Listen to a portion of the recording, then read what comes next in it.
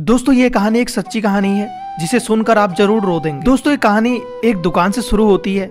जब मैं एक दुकान में खरीदारी कर रहा था तभी मैंने उस दुकान के कैशियर को 4-5 साल के लड़के से बात करते हुए देखा।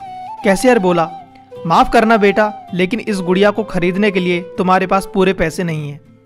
फिर छोटे से लड़के ने मेरी ओर मुड़कर मुझसे पूछा, अंकल क्या आपको भी लगता है कि मेरे पास पूरे पैसे नहीं है? मैंने उसके पैसे गिने और उससे कहा, हाँ बेटा ये सच है कि तुम्हारे पास पूरे पैसे नहीं है। वह नन्हा सा लड़का अभी भी अपने हाथों में गुड़िया थामे हुए खड़ा था और मुझसे रहा नहीं गया। इसके बाद मैंने उसके पास जाकर उससे पूछा कि तुम ये गुड़िया किसे देना चाहते हो? इस पर उस लड़के ने उत्तर दिया कि यह गुड़िया वो अपनी छोटी सी बहन को देना चाहता है क्योंकि उसकी बहन को ये गुड़िया बहुत पसंद है और वह उसको जन्मदिन पर उसको ये उपहार देना चाहता है। यह गुड़िया पहले मुझे मेरी मम्मी को देना है जो उसके पास जाकर उसको दे देगी। यह कहते कहते उसकी आंखें नम हो गई। तब उसने रोते हुए मुझे बताया, मेरी बहन भगवान के घर चली गई है और मेरे पापा कहते हैं कि मेरी मम्मी भी जल्दी ही भगवान के पास जाने वाली है। तो मैंने सोचा क्यों ना वो इस गुड़िया को अपने साथ लेकर जाए और मेरी बहन को दे दे। मेरा दिल धक सा रह गया था। उसने ये सारी बातें एक सांस में कह डाली और फिर मेरी ओर देखकर बोला, मैंने पापा से कह दिया, मम्मी से कहना कि वो अभी ना जाए, वो मेरा दुकान से लौटने का इंतजार करे। फिर उसने मुझे एक बहुत प्यारा सा फोटो दिखाया जिसमें वो खिलखिलाकर हंस रहा था। इसके बाद उसने मुझसे कहा, मैं चाहता हूँ कि मेरी मम्मी मेरी यह फोटो भी अपने साथ ले जाए ताकि मेरी बहन मुझे ना भूले।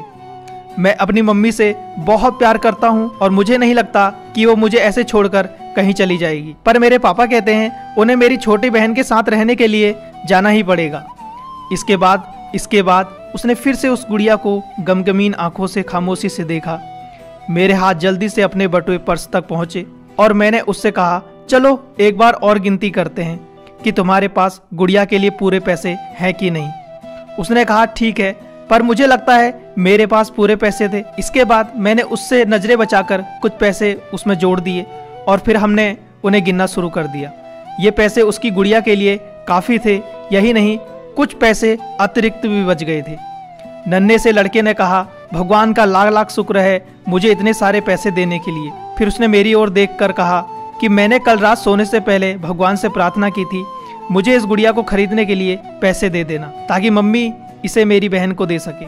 और भगवान ने मेरी बात सुन ली। इसके अलावा मुझे मम्मी के लिए एक सफ़ेद गुलाब खरीदने के लिए पैसे चाहिए थे, पर मैं भगवान से इतने ज़्यादा पैसे मांगने की हिम्मत नहीं कर पाया था। पर भगवान ने तो मुझे दे ही दिए। अब मैं गुड़िया के साथ एक और सफ़ेद गुलाब भी खरीद सकूंगा। मेरी मम्मी को सफ़ेद गुलाब बहुत पसंद है। फिर हम वहाँ से निकल गए।